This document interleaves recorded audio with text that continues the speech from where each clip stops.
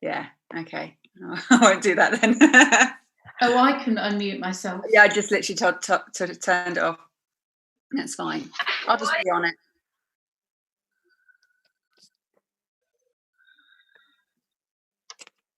Shall I stop sharing my screen, Amy? You can. Yeah. Yeah. There we go. All right. So if anything happens with your reception, what do you want me to do? Do you want me just to stop you and just say, hold on, Joe, can you start that again? Because we missed it. It's hard, isn't it? Because sometimes that can be more disruptive in a strange way. The delay in me hearing you say that, and then I get into, do you know what I mean? Sometimes it's just better to have a gap. Joe, it's cutting out quite a lot. Shit. Hang on, let me see if I can do my phone and do a hotspot quickly. Oh, this is what happens when you're in a fucking conference centre in Bristol under fucking ground. Oh no. You can get reception on the phone then. Maybe a sec. Amy, will you keep us on track time-wise? Yeah. You will. You'll give us little kind of reminders. Sure. Yeah, last time we're live, just to let you know. Oh, okay. I have to do a little bit earlier because I need to know it's working. Yeah, last time me and Claire did this presentation, I think it lasted 3 hours. We've shortened it. Speedy version. Connect and see if that makes a difference. Yeah, I don't. Hi, Suzanne.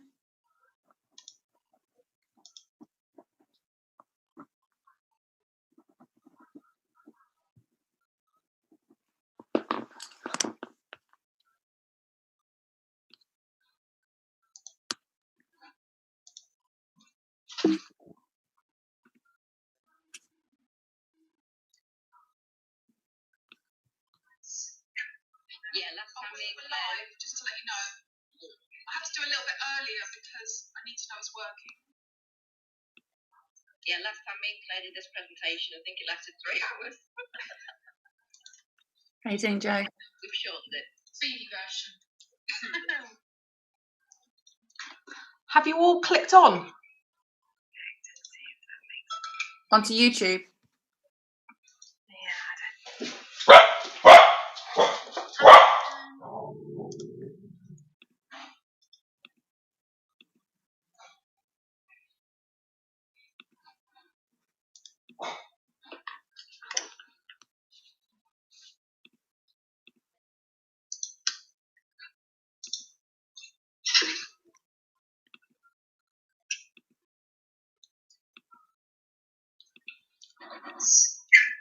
Yeah, last time we were live, just to let you know. I have to do a little bit earlier because I need to know it's working. Yeah, last time me and Claire did this presentation, I think it lasted 3 hours. How you doing, Joe? We've shortened it. Speedy version. Have you all clicked on? Onto YouTube.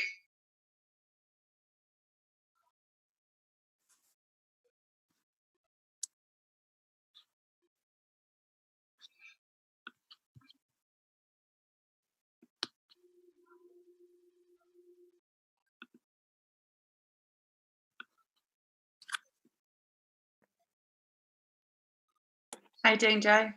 All right, I think this is the best I'm going to be able to get it because there's no space. COVID-19, there's no space I can go into, unfortunately. So, but I am nervous because I can sense that I'm not on a very stable connection. Yeah, it keeps dropping in and out. Yes.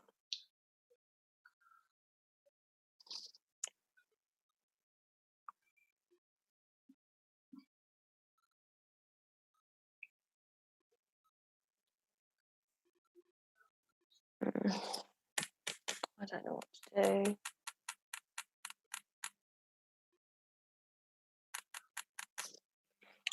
Great.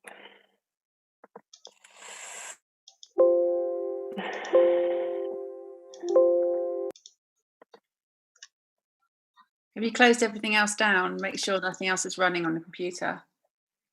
That's a good point. Yeah, let me shut that down. That's a good point, actually. And also, are you not using your phone? 1 sec. If you're not using your phone, turn that off as well, and then it'll stop interference. Okay.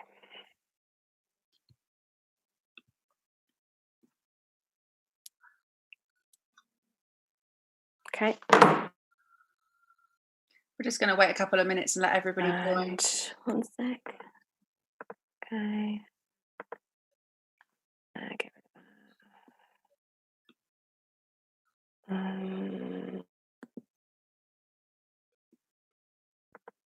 Okay.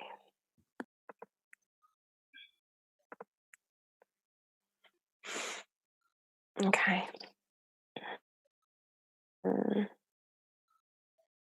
It's working fine now. I can hear all of your. You're like, no, no, no. Can you hear my umming and my ahhing and my literally? Oh, stop it. It's working fine now. Yeah. I can hear all of your It down. So I'm hoping it'll be okay. Can you hear my umming and my ahhing and my We are live on YouTube at the moment, just so everybody knows. We're just waiting for a few more people to join in. Good morning to everybody. It's so lovely to see all these faces. Some new faces too.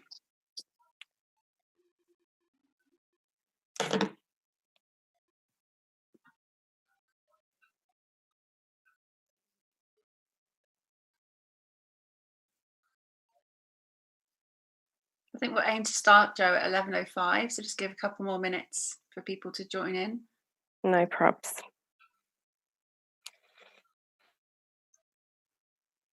If it drops reception a couple of times here and there, don't worry about it. But if it is really bad, we'll stop and we'll just have to do it another time. Yeah, no problem. Yeah, there's no point getting. It is, isn't it? But yeah, I think it's better than it was, isn't it? Just lose a couple of words here and there. So okay, all right, fine. Speak slowly, and the gaps will work themselves out. It's actually what I'm teaching. Oh God. Right.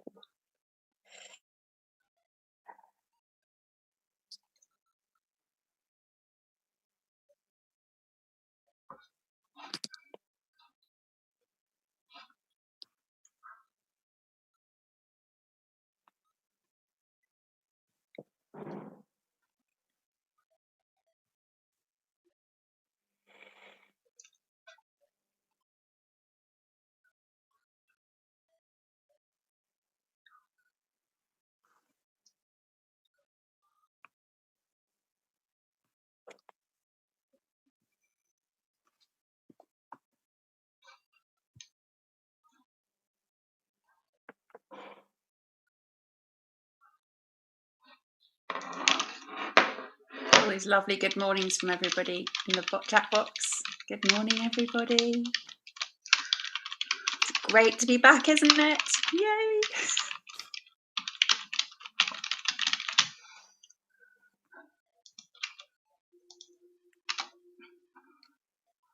So while we're just waiting for everybody to join, we'll do a spot of housekeeping. Can everybody please make sure that you're on mute all the way through? And remember to watch the videos on the Property Sisters YouTube channel. Ruth has asked me to make sure that we're all doing that. And also share on social media what value you found from these particular presentations today and from any other presentations that you found on the Property Sisters channel.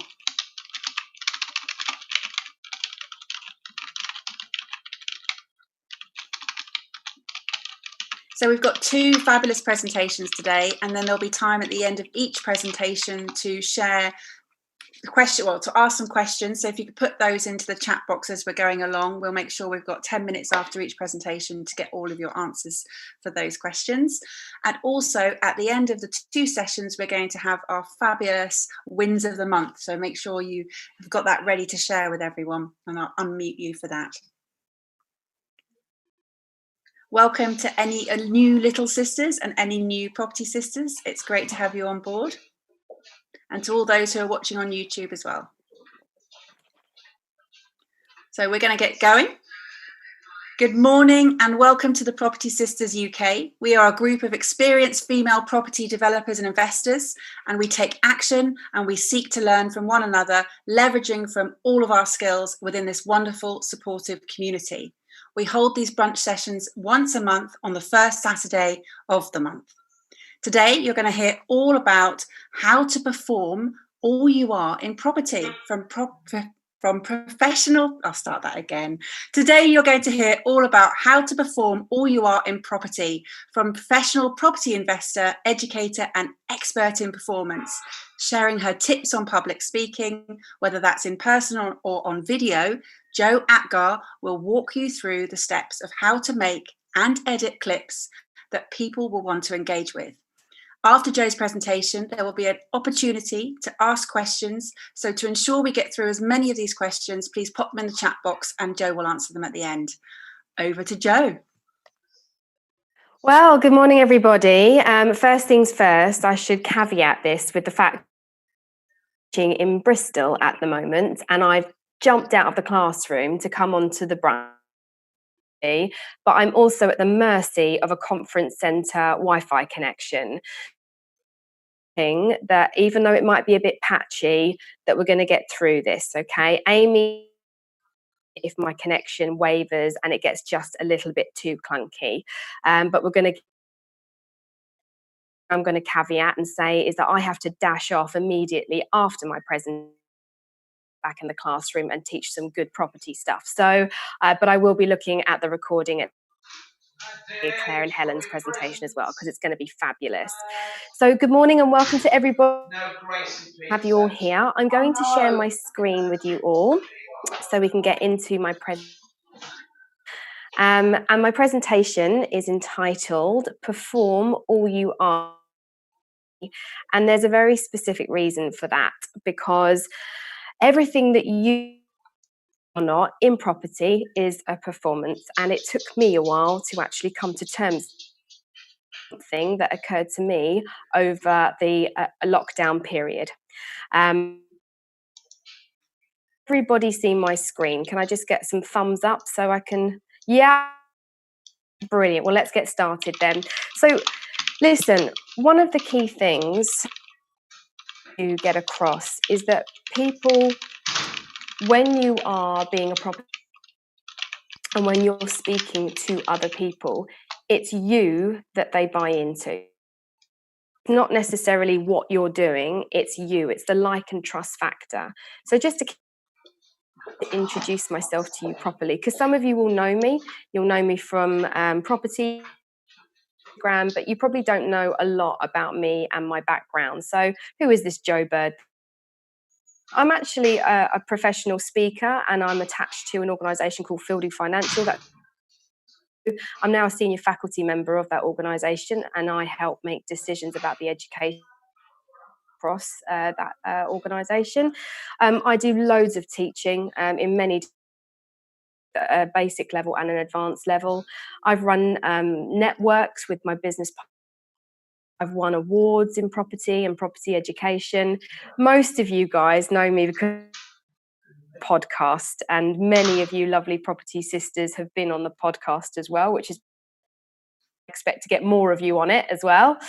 But more recently, I've launched myself as a performance coach, and I'm going to be explaining more about that as we go through this morning. A little bit of background about me, so that you understand where this performance element comes. I'm going to just take you through the chapters of my life to explain how I got to where I got to, both personally and certainly in property. So I went to school like everyone else did, both here in the UK, New Zealand, because my mum's a Kiwi. And I got to the end of high school back in the UK, didn't know university to do a degree in Spanish and performance. Bit of a weird combination. That's a very strange degree, but you know, it's what I did, and I'm not stupid, because when you do a year abroad, so that was fantastic. I enjoyed my year abroad in Spain, and got to the end of my life, so decided I was going to do a master's degree in performance studies, and but again didn't really get me a career, didn't know, how I could use that. So I about life and go traveling around in a camper van for 4 months. So that's what I did. Had a brilliant time myself, did all the things you're supposed to do when you're traveling, got back and had no my parents and needed to get myself one of these, landed into the public sector after a few years, and then decided I was going to go back to university again for the third time. And this time it was to do a PhD in performance studies. After actually stopped that, and that was the right decision for me, because I wanted to teach, wanted to do, but that journey just wasn't for me. I was self-funded around my studies and I'd fallen out of love with my subject, so I decided to stop. University sector and jumped from contract to contract to contract, and in fact I actually got engaged, and I was like, hurrah, this is brilliant, exciting time. Weddings cost money and I needed to get myself another one of these, so I ended up getting another job in the university sector. That came to an end, and guess what I did? I got another university sector, and this was really me up until about 30, and I'd never got my ducks in a row, never thought about the future, and I certainly hadn't got into property at this point. So I was do before property, which was kind of in the rat race, going around a hamster, all the rest of it. This was one of my last jobs. It was at the London School of Hygiene and Tropical Medicine, health research manager. Absolutely nothing to do with my degree, but enjoyed it, but was still not doing what I was supposed to be doing with my life. Into the performance thing, and on the personal side, I also danced flamenco. That was just me shoehorning a little bit of self-promotion in there to kind of give you an illustration of my performance background. But since massively changed, and now I'm big time in property, and I teach it, I live and breathe it, and of course now I want to teach you how you perform it, and that's what this presentation is all about. What property has allowed me to do is step back from the day job, and that also allowed me to focus more on what it is I should be doing on this planet. And that's how I've got to where I am now.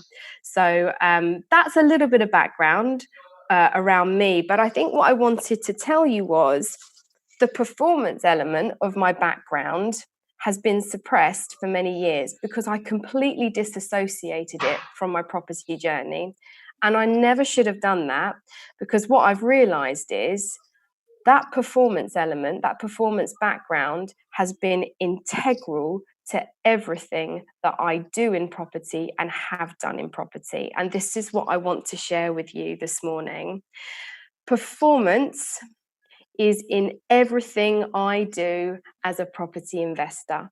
So whether it's speaking to letting agents, whether it's speaking to estate agents, whether it's attending networking events, whether it's teaching in the classroom, whether it's getting up on stage, being a keynote speaker, whether it's talking to camera and doing social media, it is at the heart of everything I do. And I would suggest it's also at the heart of everything you do as professional property investors too. So I'm a bit of a bookworm, and I always like to look at what terms mean and understand the etymology. Like what is the word performance all about? Because for me, performance has so many connotations. But when I looked on Google, it summarized the definitions beautifully. So performance as a word means an act of presenting a play, a concert, or other form of entertainment. So let's scrap the entertainment thing for a minute. It's really the act of presenting something to an audience. Okay, so I want you to bear that one in mind. The second definition is it's the action or process of performing a task or a function. Now, we do that in everyday life, whether it's property, whether it's personally, whether it's in our professional day jobs, if you're still working. Getting something done and performing it is absolutely essential. It's task management. But then breaking it down a little bit further, performance has other meanings. So it's a task or operation seen in terms of how successfully it's performed. So there's a quality element to it. So it's also the capability of something, a product or a vehicle. It is also the extent to which, and I found this fascinating when I looked at this, an investment is profitable. How is the asset performing? Yeah, it's even down to how your properties perform. And also how you use language, what a speaker actually says, including hesitations, false starts, and errors. So I'm hoping you can start to see how much performance is related to how you operate as an investor, because all of this is relevant, okay? And this will be peppered through the presentation this morning. The anxiety I think I've had around performance, and the reason I've suppressed it for so long, is because when you say the word performance, there is almost like a sense that somebody is playing a role, that it's sort of like you're not being authentic if you are performing. Does that make sense? Like you're on some level, you're creating an illusion that you're not being yourself. But based on the definitions that I've just given you, I would argue that performing is, number one, getting a task done, which we all know is absolutely crucial when you're investing in property because it's what keeps you moving forward. Number two, it's delivering it well. So it's that quality element of what it is you're doing.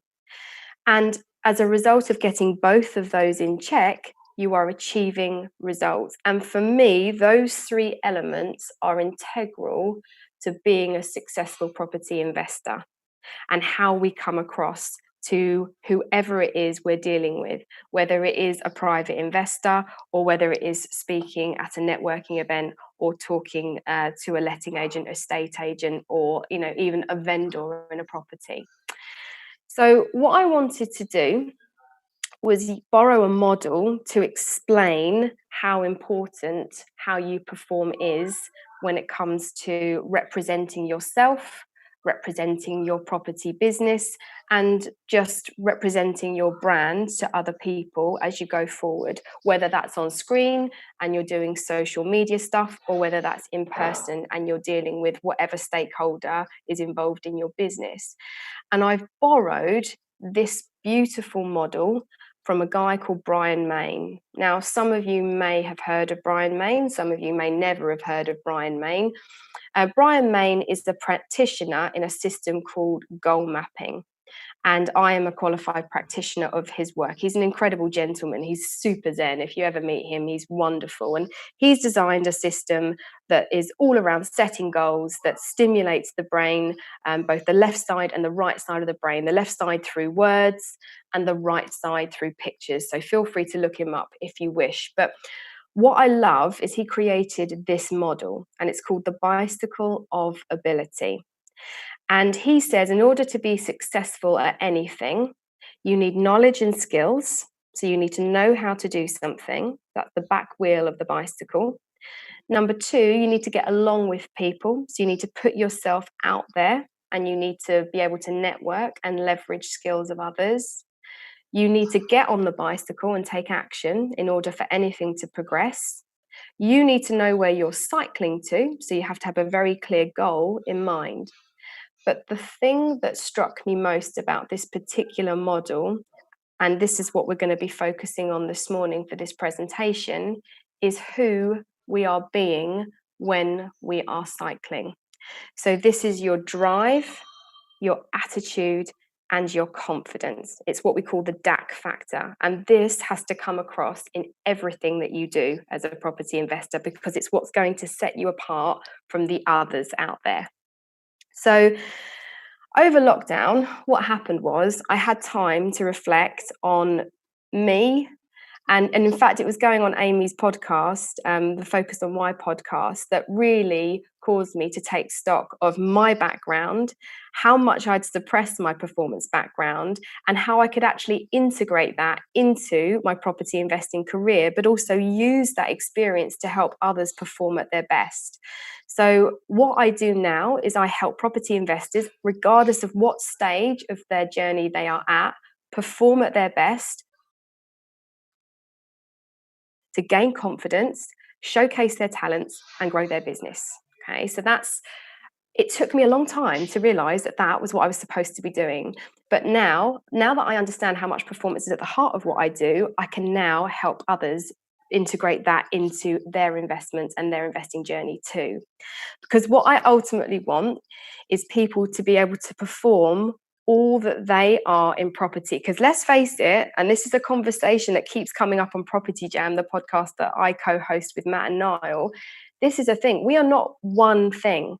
We are like a spectrum of colours. We will be mums, sisters, daughters. We'll be, we've got careers. We'll have jobs. We'll be property investors. We'll be public speakers. We'll be networkers. We're a whole spectrum of colours. So when you are performing as a property investor, you need to know which colours of yourself you are performing and to whom you are performing that to.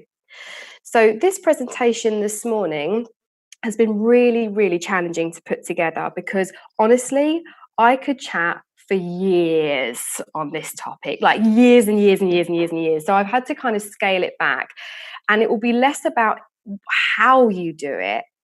It's going to be more about the key things that you need to be considering and the key questions that you should be asking every single time you perform. Specifically for today, I was asked to think about how you perform when you are talking to camera, because it's a weird situation when you do that. It's a very false situation. And so going forward, so many of us are having to do a lot of self-promotion on social media, and do a lot of camera work, and that's the way the world is evolving, and it's a great thing, it's a fantastic thing, but you need to be doing that with confidence. In order to do it with confidence, it's one of those things that you have to step back and really think about. It's not just putting content out there, video content for the sake of putting it out there. There is a huge amount of thinking and planning and preparation that goes into it. So all of that consideration, all the things you need to bear in mind is what I'm going to be taking us through this morning. So with that in mind, I'm going to liken it to a very traditional theatre setting. So let's really get into performance. And to do that, I'm going to reference what I call all the P's. So when you're looking at a traditional performance, there will always be a purpose behind it. So think about a play. A play has a message. A play has a designated social message, or it might be a cultural message. It might be the playwright's message. But either way, there is core content that is going out there to a wider audience. So you also need to think that when you are going in front of a camera, what is your purpose? What is your message? The other thing is preparation. Like I say, not just throwing yourself in front of a camera. This is the rehearsal aspect of performing. Preparing, planning, getting all of that on point and in check ahead of going live is essential. Then there's the practice element. And I say that this is more like the dress rehearsal, really, really refining your skills in front of a camera before you go live. And then there's the actual performance itself, which is going live on camera for real. The other element, and this sits at the background of everything that you will be doing, is thinking about the people you are performing to. So this is your audience effectively. And what I'm going to do this morning, this is like the agenda. This is what we're going to be running through: the purpose, the preparation, the practice, the performance, and who you are performing to. So let's talk about purpose first. So this is the message. And when you're doing anything, you don't just do it for no reason. What I want you to consider as professional investors, as performers, which you are, is why are you doing it? So are you putting video content out there to raise your profile? Now, most of us are doing that, certainly within the Instagram community, because that's how most of us have got connected in the first place. So What are you promoting? And how are you promoting it? Is it a product? Is it a service? Is it just pushing your brand out there so that people are aware of who you are and what it is you do as an investor? Are you looking to raise finance? Ultimately, regardless of which of those elements you are pushing, you are looking to make money. Now, some people get quite uncomfortable with that concept. But if you're profile raising, the reason you're doing that is for credibility. Credibility means generating business leads. Business leads ultimately ends up making money. Yeah. Same with promoting who you are, your brand. Ultimately, people will be signposted to you, and that will grow your business and generate money. If you've got a product or service, again, that will generate revenue. And the same with raising finance. It is all about money. And what I want to say is that's okay. That's absolutely fine. There's no shame in it, because ultimately all of us are looking to produce some form of profit. It might not be why you're in property in the first place. It might be a byproduct. It might just be something that happens as a byproduct or an outcome of what you do. But really, when it comes to speaking on camera, that should be at the back of your mind, that everything you're doing will have some form of financial outcome. And that is a fantastic thing. Okay, so it's not something to be ashamed of.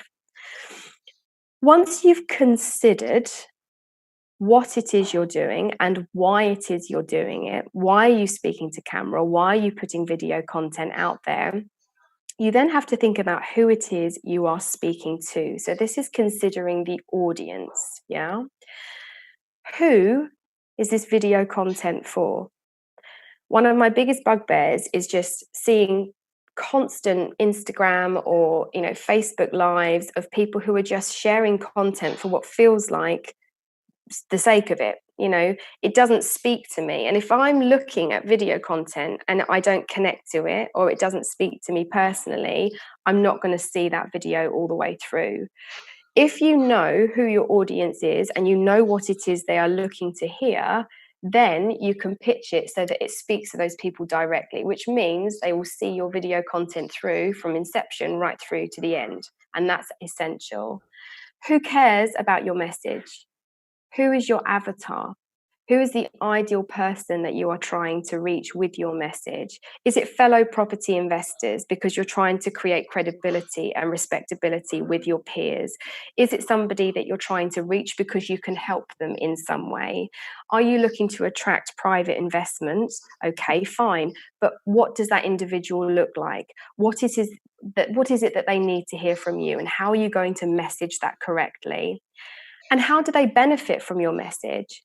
So when you're putting those messages together and you're thinking about who will be listening and watching, building into your content 3 to 5 outcomes that they will achieve from watching your video content is essential. They need something that they can tangibly take away from it. Otherwise, you're not going to hold their interest.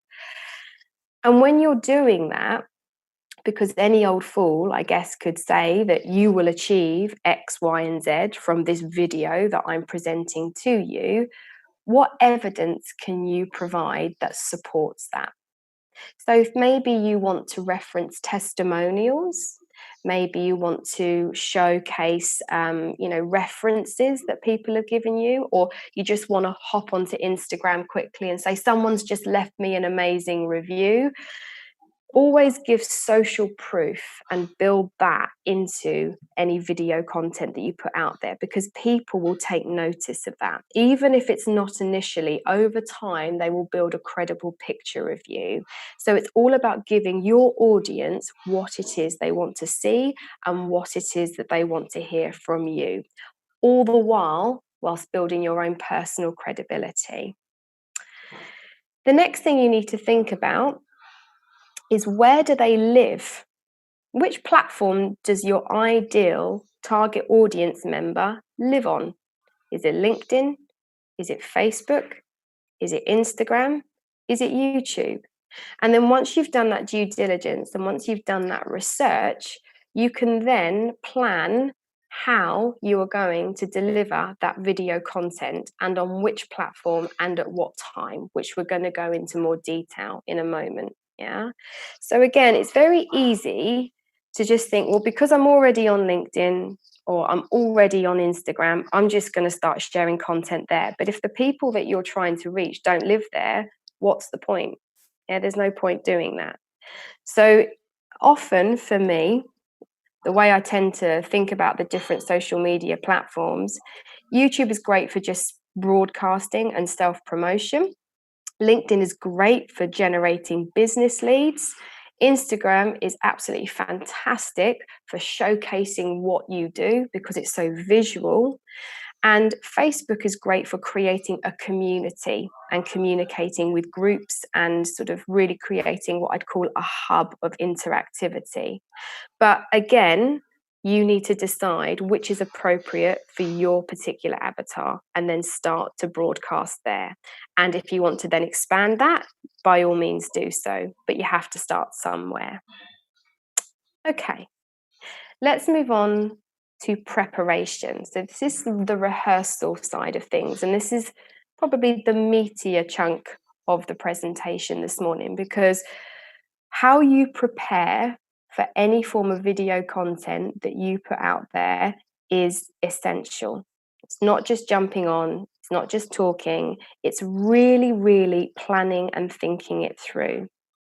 So when you're thinking about your content, it's very tempting, certainly, to overpopulate a video, because you can talk for hours on topics that you are experts in, but that doesn't mean that someone wants to hear that for a long period of time.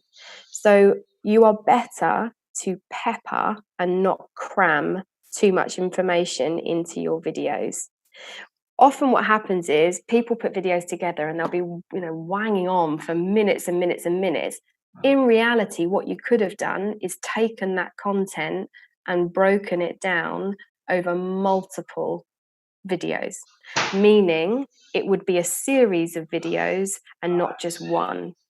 So once you've planned your messages, you're going to start to have an idea of what it is you want to say.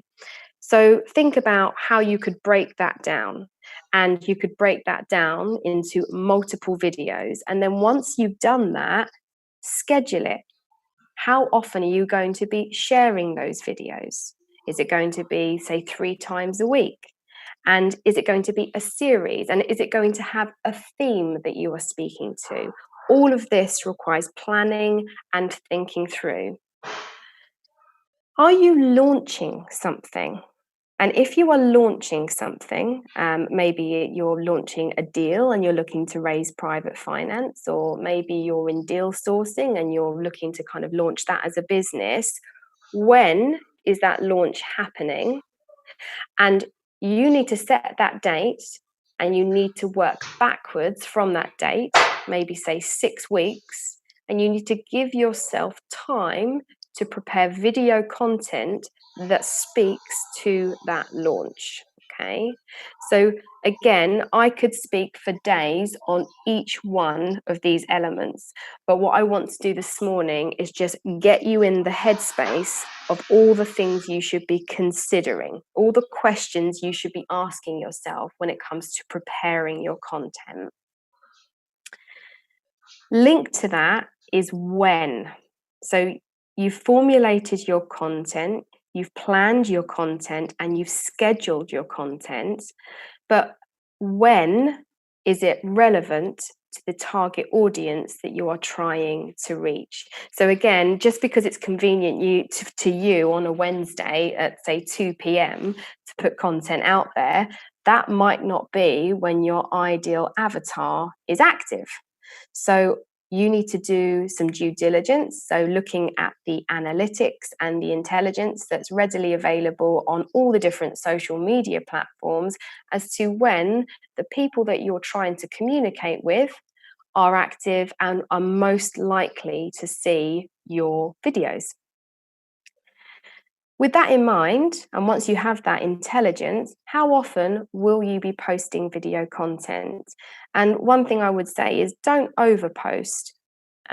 Sort of posting videos every single day you can get sort of viewer fatigue. Okay, so what you want to do is keep people active, keep people looking at your profile without bombarding them with too much. So 3 times a week is probably quite a good measure, particularly if you're on the lead up to a launch, or you're starting to build your brand, or you're starting to promote your property business. What? Okay, so this is a big one. When you're doing video content, one thing you need to consider is whether or not you should be pre-recording your videos and releasing them, or whether or not you should be recording them live. So you're jumping onto, Instagram Live, or you're doing a Facebook Live, because they actually create a very different impact. Okay. Now, if we're thinking about how platforms perceive your video content, the lives tend to get pushed further. So Facebook, for example, really likes people doing Facebook lives. And when you do a live, Facebook will actively push you. You'll get pushed into the algorithm, and you'll get a much broader reach. Okay. The same with Instagram. However, that's not necessarily always appropriate. So when you're doing a live, it's often quite ad hoc, it's often got an informality about it, it's often quite off the cuff, and it's not necessarily going to be polished, and it's not necessarily going to be staged. And that, by the way, is absolutely fine, but it's not necessarily appropriate for every bit of video content that you put out there. Because if you're looking to do something that's a bit more edited, a little bit more polished, a little bit more refined, where maybe you're showcasing a project, or you're speaking to a particular topic and you want it to be a bit slicker, you're not going to get that same feel, that same look, if you're doing it live. Okay, so there is an argument that when you are thinking about the format, that you need to consider that first. Okay, you always need to think about that first before you actually go ahead and record, or you do it in a live format. Now, lives work brilliantly when you're doing things like site visits, or you're showcasing a project, you're walking around. People love that kind of stuff. You're mid-refurb, people can see you're actively out there in the field, you're investing, it builds your credibility. But if you're looking to, say, I don't know, maybe you're looking to privately raise finance, and you're trying to sort of really showcase your business and almost do like a show home, doing a live is not going to give you that sort of finessed final product. So that should be something that is far more constructed, far more staged, and far slicker. So with that in mind, if you are doing a live, just sort of thinking about that format, is it going to be static, or is it going to be active? So are you moving around, or are you sat? Okay, because that can have a huge impact on how well received your video is. One of my biggest bugbears is people who are trying to sort of speak very seriously or really showcase what they do, and they're wandering out in a field somewhere, and there's all this noise, or there's traffic, and you can't hear what they're saying, and it doesn't suit the background, and the movement doesn't suit the message. Okay, so always think, should I be still, should I be active, what is it I'm trying to say, and is the setting that I find myself in matching what it is I'm trying to say? Because often there's a disconnect, and I will just tune out if that's the case. You need to consider layout. Are you doing it in portrait? Are you doing it in landscape? And again, that will very much depend on the platform that you are operating within. So you need to think about that ahead of time. And you also need to consider the duration. Everyone's busy. Yeah, everyone has a limited amount of time that you can hold their attention, particularly on social media platforms. So when you are doing videos, you don't really want them to be any longer than 90 seconds. And of course, if you're doing a story on Instagram, for example, you were limited to that 1 minute, that 60-second window anyway. And that's no bad thing, because that forces you to get your message out there really sharply, really concisely. So, and that's just good practice. And again, we'll come back to tips as to how you get as concise as you possibly can shortly. You also need to think about the format. Are you sharing this video as a story, or are you sharing this video as a post? And again, that is entirely at your discretion, and it's entirely, you're at the mercy of your audience there. Who's watching? What kind of engagement do you typically get? What's going to create more impact? So something I also get people to think about is the props. What kind of props do you need? So one of my little props that I tend to use a lot is a tripod. So one of my biggest bugbears, again, is when people are walking around and they've got their phone and they're speaking directly to camera and it's shaking all over the place and it's wobbly, and you're not getting a clear image of what it is they're trying to show, and you almost get a little bit of motion sickness because you're feeling like you're sort of moving around with them. When you have a tripod and you're doing something static, you don't have to hold your phone. So instantly your hands are free to gesticulate and you can create a much more polished video. If you are active and you're walking around, just having a tripod to hold is a steadier vehicle, which means that your viewer is less likely to get that seasickness as you move around. You've got to think about lighting as well. Lighting is key. So even me, as I speak to you now, I've just got a ring light that's attached to my laptop, and I can also attach it to my mobile phone. I take it everywhere I go, so that regardless of whether I'm on site at a property, whether I'm in a venue in Bristol and I'm filming a webinar, my face is lit up. Number one, irons out the wrinkles, always makes you look better. So that's a really good thing. But number two, it just means that the light and the attraction is on your face, not necessarily what's going on in the background. Because ultimately, like I say, people are buying into you and your video content. Things like seats, are you sitting down and, presenting, or are you standing up and presenting? These are all things you have to plan through, and this is very much dependent on the type of video content that you're sharing, and you need to consider all of this ahead of time. The next thing is where. So I alluded to this a moment ago. When you're doing video content, is it appropriate based on the message that you are on site? Are you on your property project? Is it appropriate for that to happen based on what it is you're trying to do? Should it be in a studio space? Does it require that level of professionalism so that you do have the right lighting, the right staging, the right acoustics? Are you inside or are you outside? And again, if you are outside, please, please, please be mindful of sounds, wind, traffic, wildlife. I mean, you get people wandering around all the time. All of a sudden you hear the squawk of a seagull. It can be incredibly distracting. And again, you'll lose a viewer just like that because they don't want to hear that. Also, are you at home? And are you broadcasting from home? And if you are, and again, this we all saw inside everybody's houses via Zoom over the pandemic, people make snap judgments about you based on the space that you are in. So when you are creating video content and it is within your own space, is it set up the way you want it? Are you showing people aspects of yourself and your life that you might not necessarily have considered or would want to share? So just make sure that everything is how you would want it to be when you're putting video content together. So the washing that's hanging out in the background, get rid of it. The bed that's unmade, make sure it's made. Just choose your room and your background carefully because people will make judgments of you. It's just a thing. The acoustics, high ceilings, all of that. If it's too echoey, again, for a viewer, that can be a problem. So test the sound, yeah.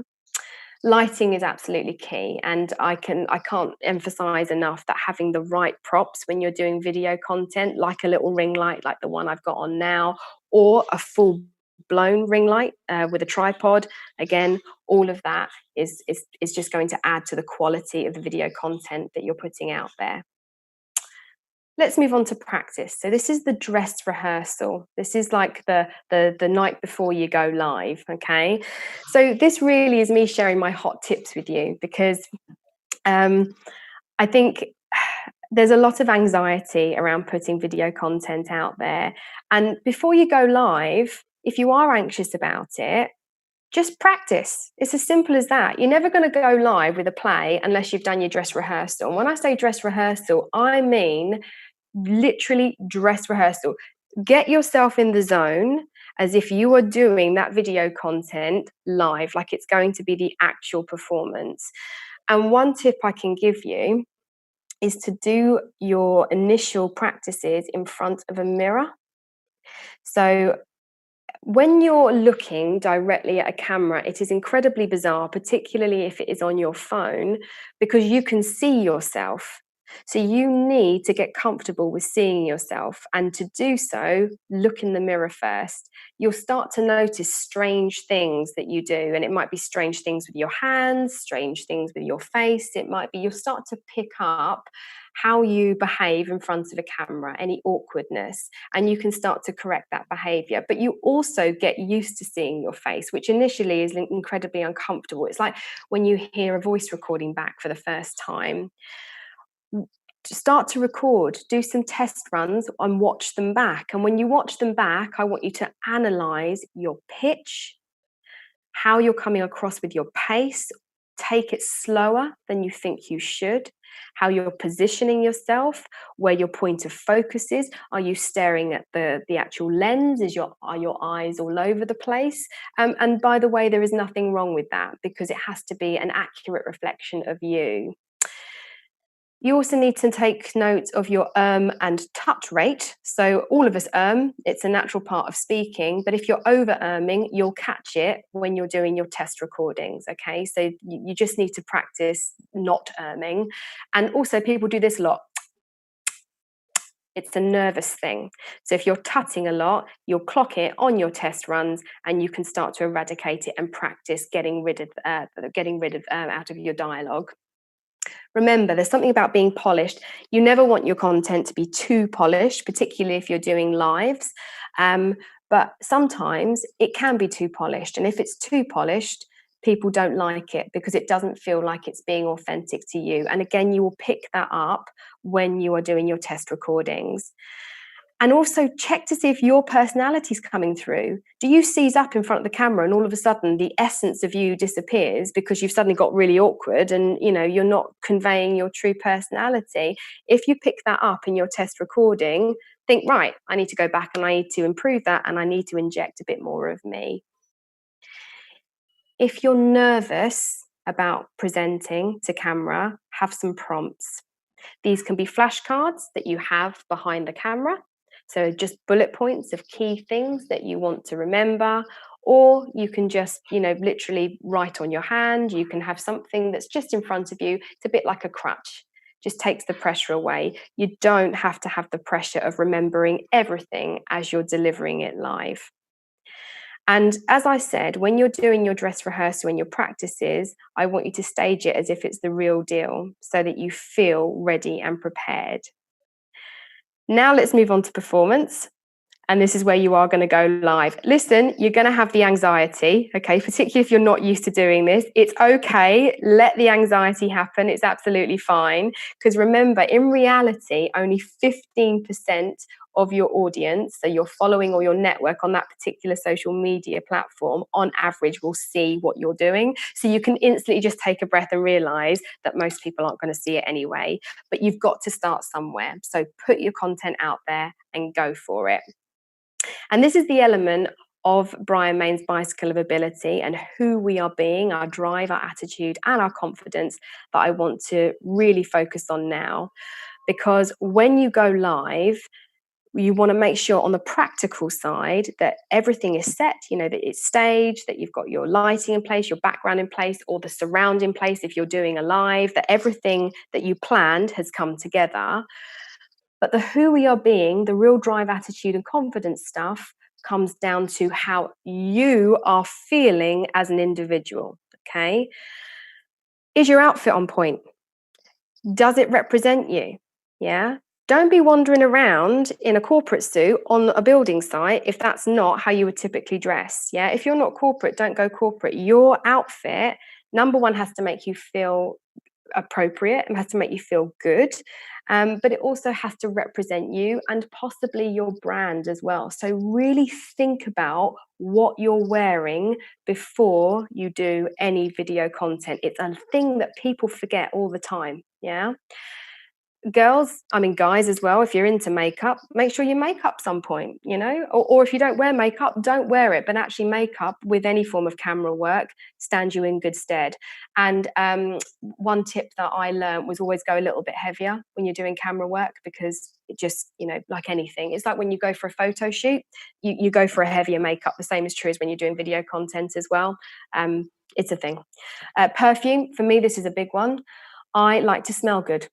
I like to feel my absolute best whenever I'm delivering anything, whenever I'm teaching, whenever I'm doing video content, whenever I'm at a networking event.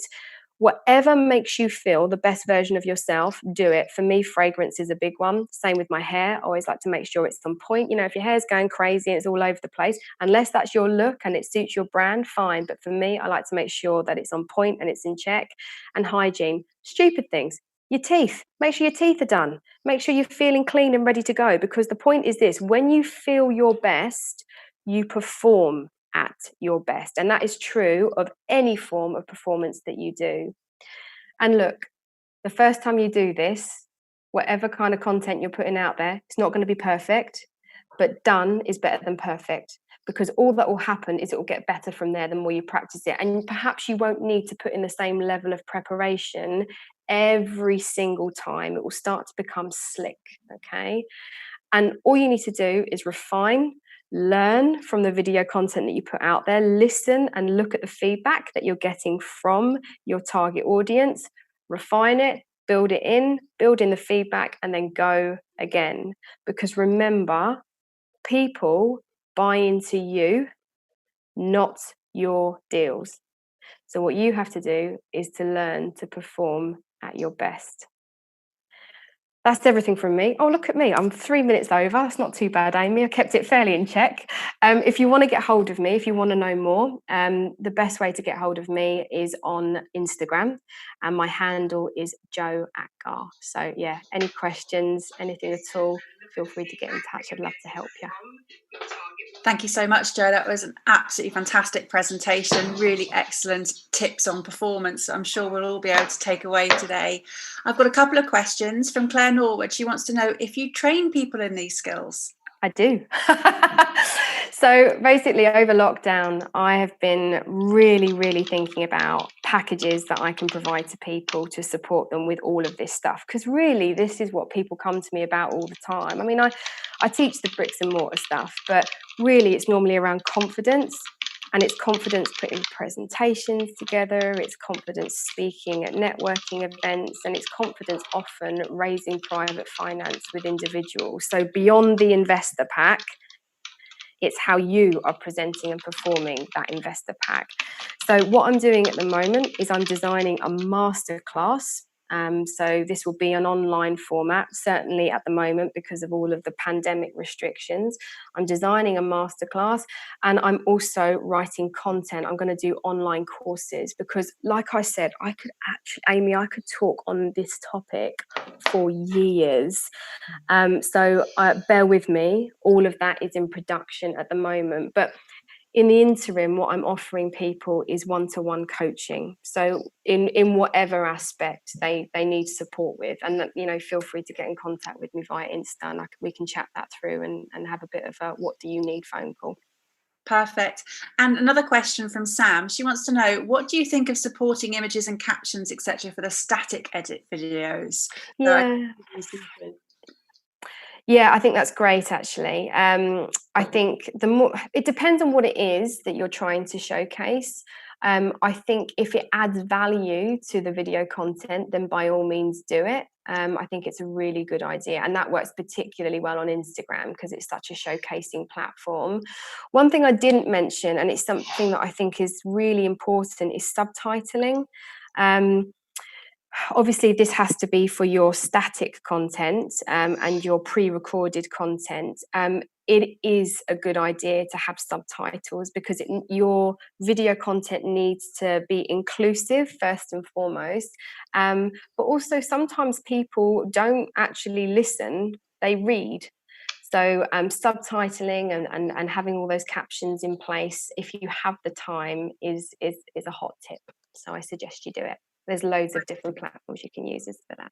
Yeah, are there any that you'd highlight? I think Sam Rathling mentioned rev.com. Is there anything that you would use? Oh, damn you for putting me on the spot. I can't remember the names of the ones I use.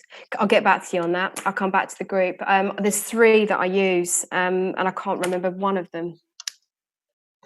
And also for the lives or video on Instagram and Facebook, do you recommend using filters and GIFs? Filters. I'm not a fan of filters. I think filters were super amazing about 2 years ago, because everyone loved it because it ironed out all the creases. I don't think you need filters with good lighting. I think people are really aware of filters nowadays, and if you're over filtered, it gives that message of lack of authenticity, and I think that's something that you should dispel. GIFs, yeah, I mean, I think GIFs, I'm a big fan of. Filters, no, I think is the simple answer there. And Claire's just typed into the chat that Capwing is a good ideal platform for subtitles, and that's Kapwing. Yeah, that's not one I use actually, but I need to come back to you with the ones I do use. Yeah. Great. Well, that's all the questions we've had. We've had a huge amount of positivity regarding how fantastic your presentation is, Jo. So again, thank you so much from all the Property Sisters and the little sisters here. Oh, it's been lovely. Thank you so much. And I'm really sorry that I have to dash off, but I've got 15 incredible students in the neighbouring room that I now have to go and educate in the world of property. So I'm going to bid you farewell. Brilliant. Thank you very much, Jo. Enjoy, and good luck, Helen, and good luck, Claire. You're going to be amazing. Love you guys. So I'm just stopping recording of that one, and we'll get ready for our next showcase with Helen and Claire. How exciting. Are you ladies ready? Yes, indeedy. I'm ready. Although I'm feeling slightly intimidated. I had sudden oh my God, what's behind me? And shut that there so there's no noise. Oh God, how do we follow that? We should have gone first, Claire.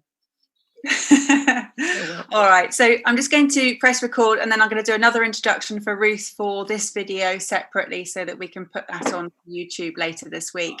Everybody who is watching now, please can they also subscribe to YouTube and make sure that you're on YouTube as well. It really helps with the algorithms and Ruth will be a very happy lady.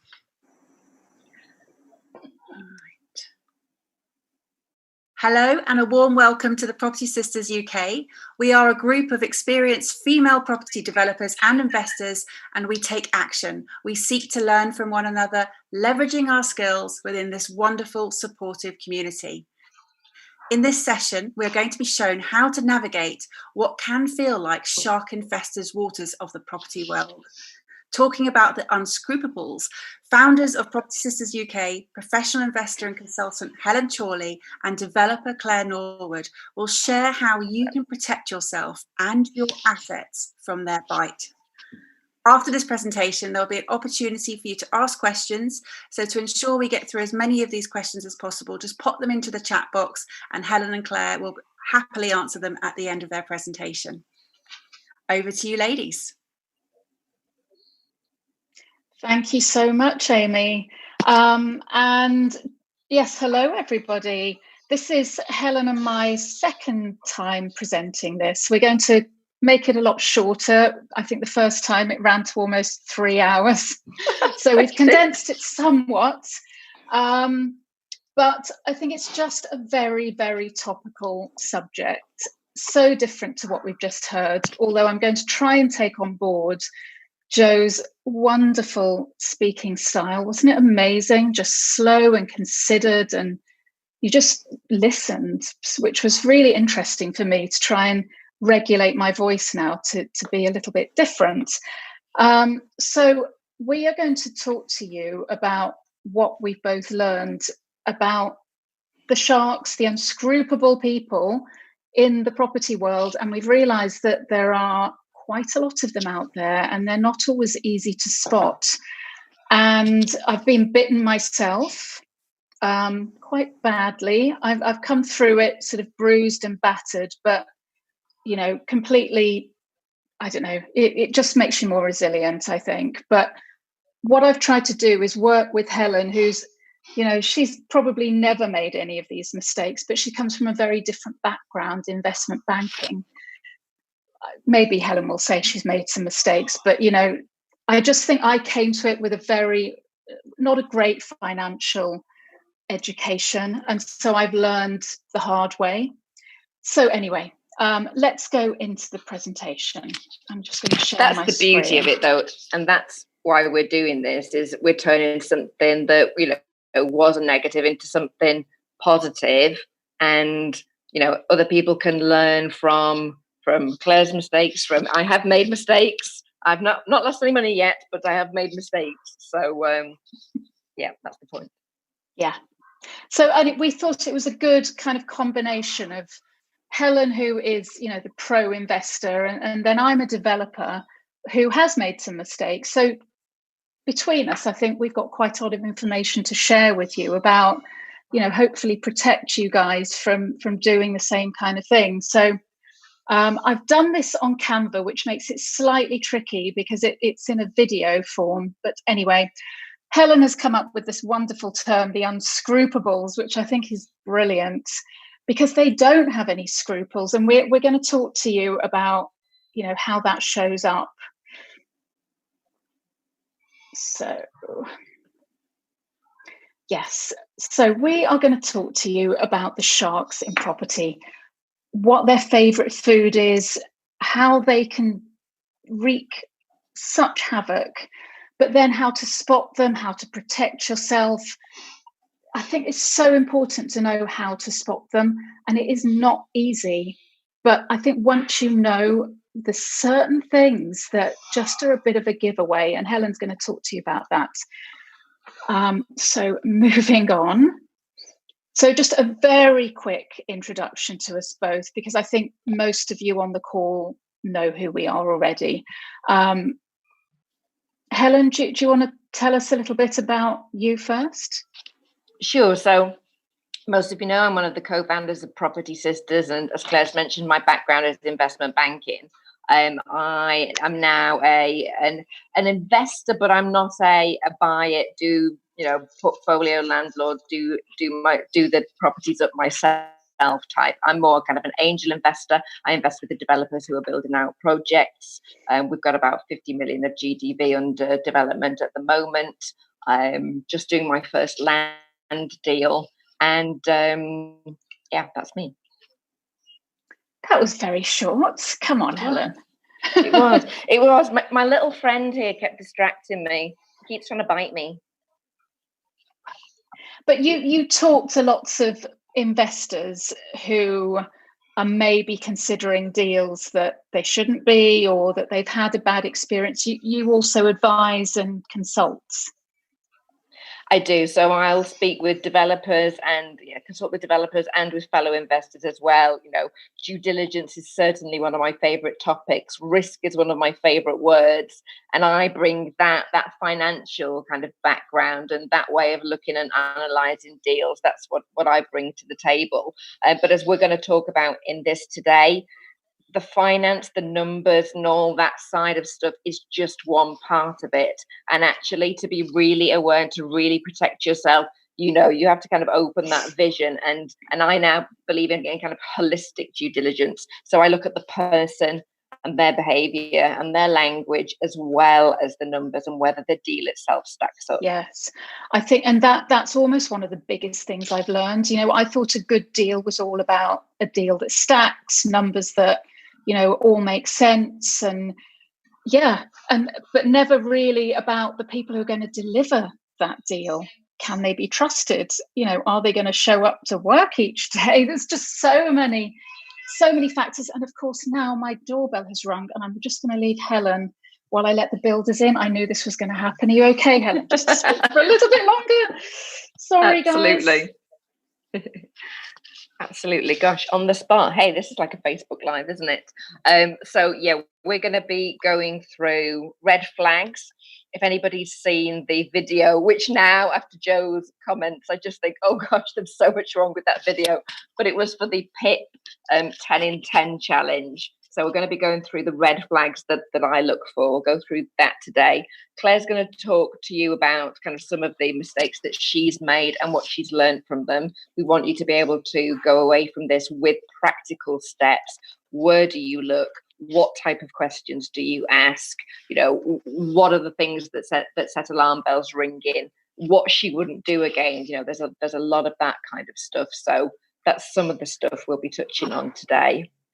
Sorry, Helen, I'm back. All right, good. You've done like a BBC presenter who's suddenly faced with a void. You've done very well. So, your go. About you. Here we go. So very quickly, guys, as I'm sure you know, I'm now I've come through all these bad experiences, and actually through the shark who bit me very badly, I met the guy who's now my business partner and his team. And we are doing a commercial to residential conversion and a new build site. And actually, both these projects are doing incredibly well. And it's been, I think, when something happens to you that is so painful, it can really detract from all the really good stuff that's happening. And it's only recently, when the pain has kind of faded somewhat, that I've been able to look at all this and go, oh my God, you know, I'm involved in these two big projects. The first one, I think, as you saw, has got 18 out of 21 units already reserved, which, you know, it's pretty much over the line. We're now completing and exiting. So, you know, so much good has come from it. But, you know, when these sharks do nip you, it's not just the money that you lose, it's the mental damage that they do. And it can absolutely, it destroys your confidence, it makes you doubt yourself, your abilities.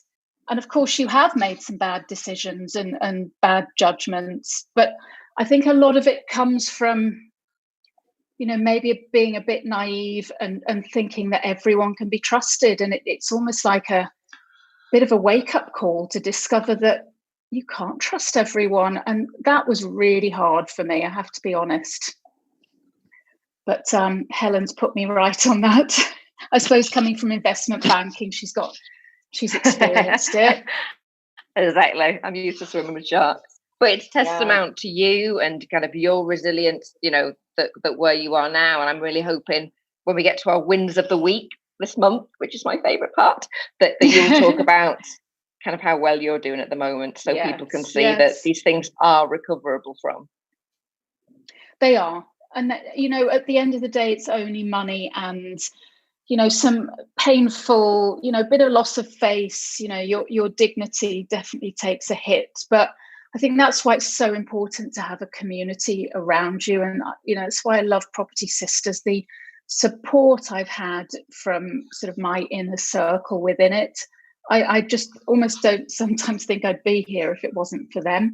So anyway, let's just, you know, I've talked about this at length in the previous presentation I did, but I've condensed it here, and I'm not going to go into it in a huge amount of detail, but it was basically when I was starting out in property, I'd got some buy-to-lets and I thought I was sort of fairly savvy and I wanted to move into development. So I started networking, and I remember going to a PIN event in Kensington in 2017, and there was a guy speaking there who I was just bowled over by. You know, he was very credible, he had a great backstory, and he was saying, you know, I'm basically looking for two mentees, but not just anybody, they've got to be right, you know, you've got to convince me that you're good enough. And without thinking to actually say, well, who are you and why are you worthy of me?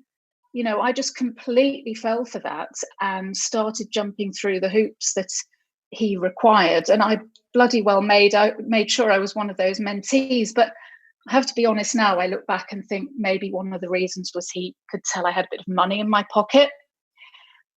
So did the other mentees he took on, interestingly. But that didn't seem like a warning sign at the time, because he was saying, look, part of this mentorship is for us to do deals together. I bring the time and experience, you bring the money, and you're going to learn on the job. So it seemed like a really good trade. But it all got very complex, and I ended up sort of investing some of my money, quite a large amount of it, to buy his profits up front before those profits had been realized. Now, he was talking at the time about this deal that stacked up so well that, there were more than enough profits to go around. But this was all speculative. This was 3 years in advance of the project even getting near to being completed. It has not turned out the way anyone predicted, mainly through his incompetence. And he was chucked out of the project. His profit didn't materialize, let's put it that way. And he was consequently unable to pay me back. My loan was unsecured, so I have no comeback on it. During that time, I also paid loads of costs because we, got very excited about setting up a company together. We were looking at deals, and I was paying for architects' bills and professional costs.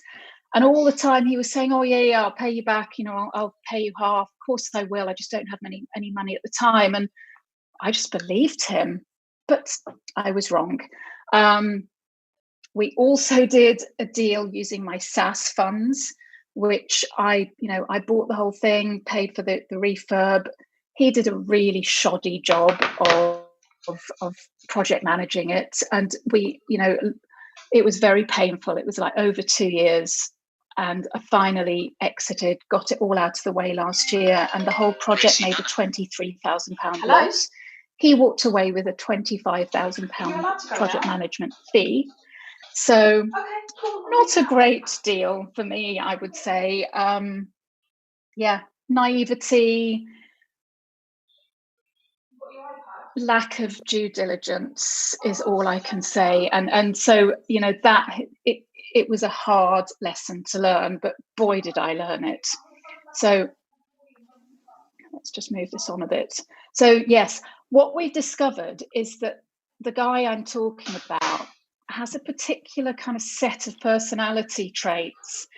And Helen and I talked about it a lot. And we basically came to the conclusion that there's a sociopathic type. And Helen's going to talk to you a bit about them now, because I think sharks often fall into this category. It sounds very dramatic using the word sociopath, but I do encourage anybody who thinks they may have encountered one, or even wants to just understand how they operate, to learn to read, and the author's name escapes me, but we can add it later, The Sociopath Next Door. They are surprisingly common. It's 19%. It's 1 in 25 people, I think, or 1 in 19 people, something like that, is a sociopath. And to understand the mentality of that book explains it really well. These people don't have consciences. So I'm sure we could all name a couple of very high profile ones that have got lawsuits and things against them at the moment. But there are a lot of things they have in common. And if you can familiarize yourself with how they operate, then you're on the first step to protecting yourself. I'm actually reading another book, because they fascinate me so much, how their devious little minds work, that says a number of them have been interviewed, and they say that they can identify their victims by how they walk, which to me is actually slightly terrifying. But, when you look at these people, there is a certain arrogance to them, and confidence is great. We all need confidence. Joe's spoken about it, on being confident when you come over on videos, or if you're doing things like this. But theirs is an arrogance level that they won't be questioned. They're never wrong. They've never made a mistake, or they wouldn't admit to having made a mistake. So when somebody's at that level of ego, that's certainly something that should be ringing alarm bells. you know, there's a fine line between narcissist and sociopathic. Either way, I don't think that's especially something you want to be involved with. There are two kind of other clear things to watch out for as well. They are very charismatic generally. So you watch them and you think, wow, and they come across very credibly and very charming, and they know exactly, they're very, very clever at manipulation. So they know what to say to you, they know which buttons to press.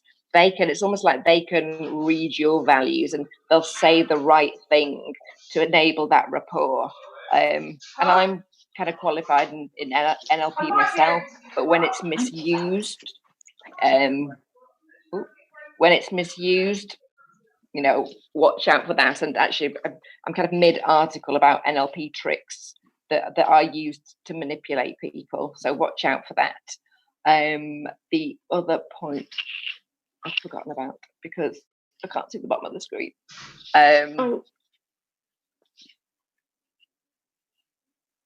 That's all. The pity game, Helen. The pity game, thank you. Yeah, the pity game. These people are very good at getting the emotions going. So, you know, the charisma, they use flattery. And on the other side, there's generally a poor me story.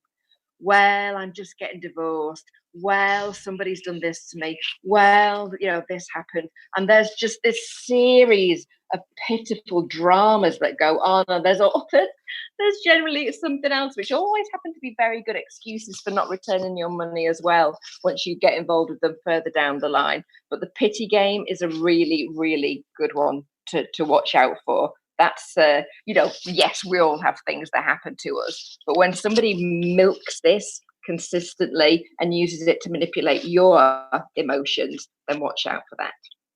Yeah. And the other one on there, Helen, if you can't see it, is the shiny public image. Yeah, I mean, social media, we're all on it, right? We love a bit of Insta or Facebook or whatever.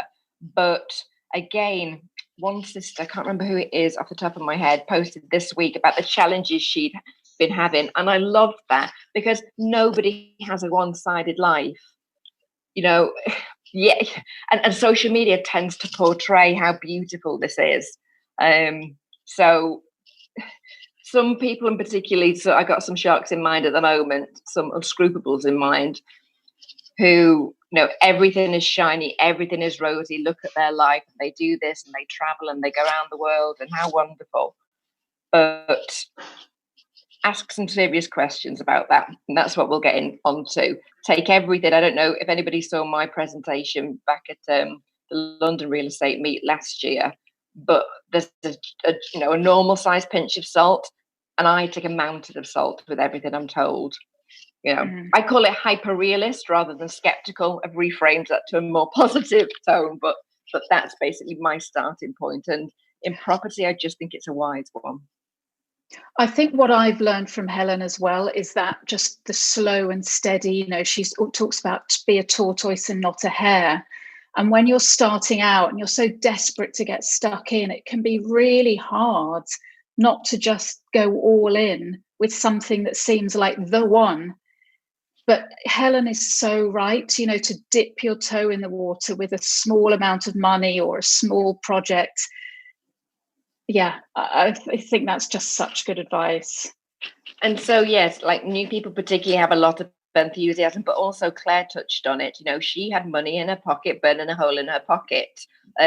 I've been there myself, sat with, you know, I need to do something with this cash. This cash is kind of losing money through inflation just by sitting there. And you're you're so eager to do something, but just ask a lot of questions and qualify things before you, and be aware of your own behavior. That awareness sets you in good stead as a starting point too. Yeah. Okay, so moving on. Yes. So red flags. So this is kind of what I briefly touched on while Claire was answering the door. There's a little video, not the greatest quality, but on the YouTube site. So have a look at that if you want to kind of know more about it. I'll just talk about these on a high level because we've got a lot to get through. But pressure is a major red flag for me. If anybody's saying it's got to be done today, if anybody's, it's the run to the back of the room and sign for 997 today, anybody pressuring you into something in terms of time, that's one version, and emotional pressure. Again, on that video, I talk about, there was somebody I really wanted to do a deal with, and he put me in a position that if this deal didn't go ahead, it was going to affect so-and-so, and that would have knock-on effects to this and that and the other. And I could just see how I was being manipulated. And much as, you know, my heart wanted to do the deal, my head stopped me. And quite frankly, I'm very glad that happened. Language is another major indicator. If people are using overly optimistic language, it's guaranteed, it's quick, it's easy. We just need to do this. We just need to do that. I got a whole rant coming on just as well. This will just take 5 minutes. Oh, really? But watch out for language. It really, it gives an indication of that person's kind of state of mind and what's going on for them. Yeah, I won't say more on that right now. Priority. This talks about, this is more once you're in the deal, who gets their money out first? How is that set up for you? So again, I've got an article on LinkedIn about the capital stack. And that shows you how these things should work.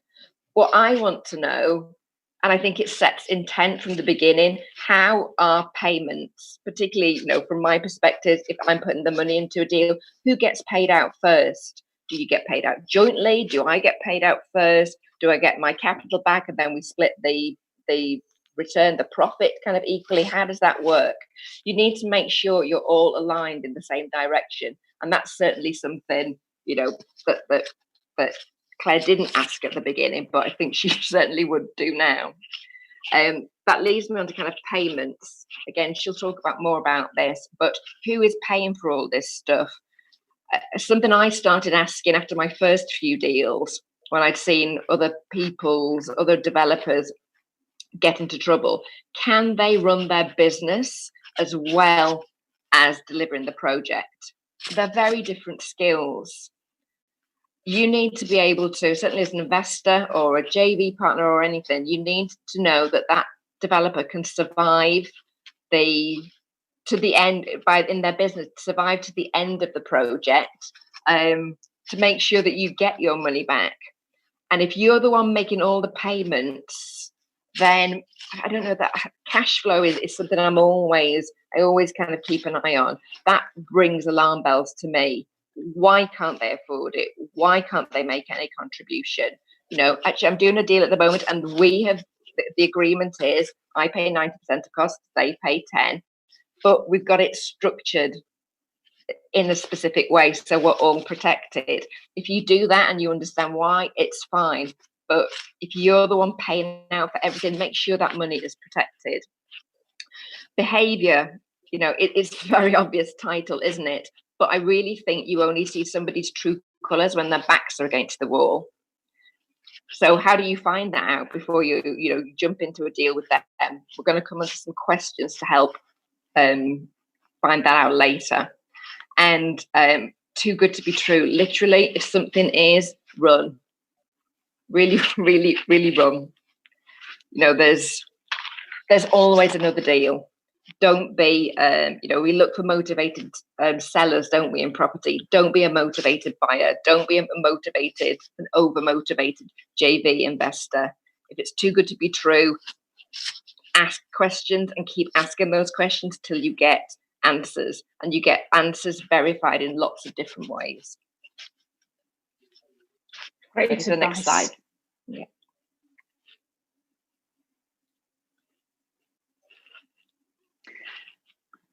Okay, so yes, we're going to move on to our various sort of pieces of advice, but we found this quote the other day: open, gentle heart, big fucking fence. I love it.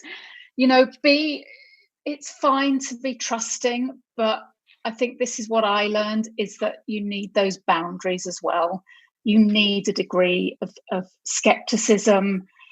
I had a real problem with that to begin with, and Helen and I used to argue about it all the time. I thought she was way too skeptical.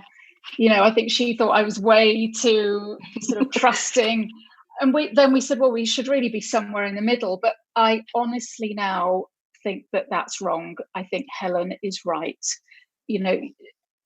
Let's move on, because it sort of explains it in a little bit more detail. So, hold on, that went too fast. So I'm starting here, Helen, is that right? Yeah. Okay, so yes, Helen's advice to me and Helen's advice to you all is trust no one. And that just sounds so depressing, doesn't it? But she's right.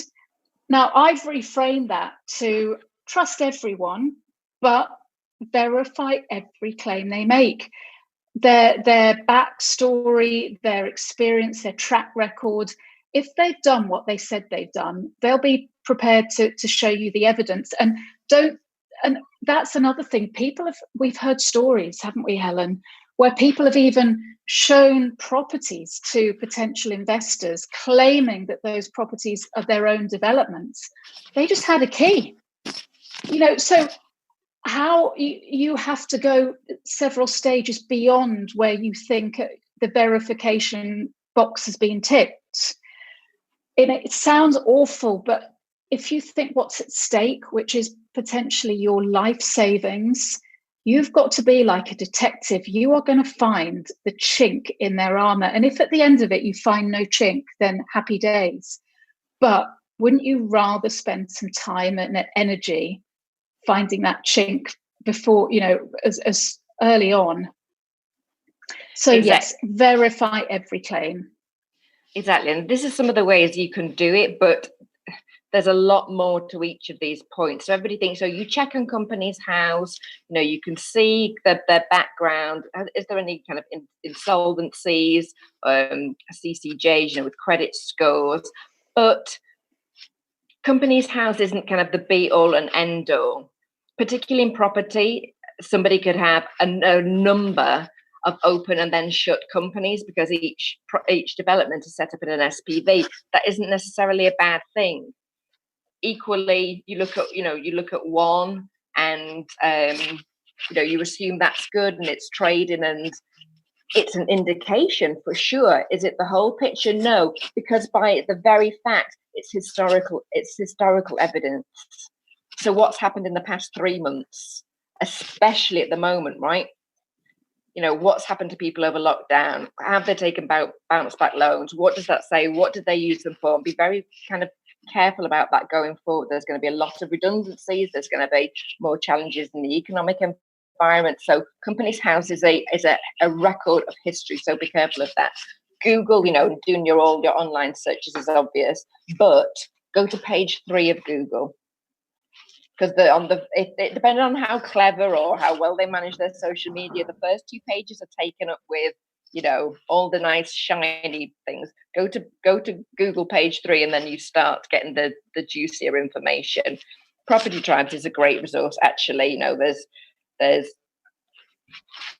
people tend to like to express opinions on there, and if there is something to be said about somebody, that's certainly where they feel that they can air it. Equally, if somebody's got a gripe and they air it on there, that doesn't mean that's true either. But at least you've got a starting base to go and ask more questions, and you know who to speak to. Okay, so the next one is not sort of jumping into bed with a potential investor or business partner too quickly. It's like you wouldn't do that in marriage, so why would you do it in business? You find things out about people over time. And so this is obviously what I did with the guy who I had a bad experience with. I didn't wait long enough to see what he was really like. I found that out later, but I was already tied in by then. I think so. During that time, I was watching my current business partner from afar. He was connected with that whole world, and I watched the way that he did all the things that my business partner didn't do. He responded to emails.